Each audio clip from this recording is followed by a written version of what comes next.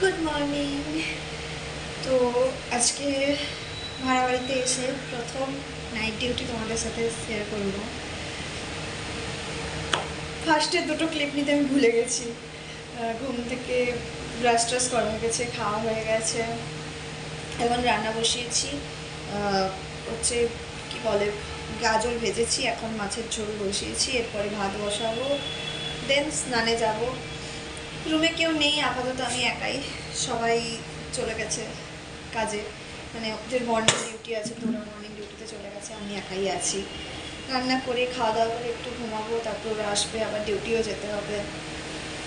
তো খুব একটা খারাপ লাগছে না, বাট খুব একটা ভালোও লাগছে না, কারণ প্রথমবার এরকম বাইরে থেকে, বাড়ির বাইরে, হোস্টেল বাদ দিয়ে বাড়িতে নিজের রান্না করে নিজে খাওয়া খুব একটা ভালো লাগছে না।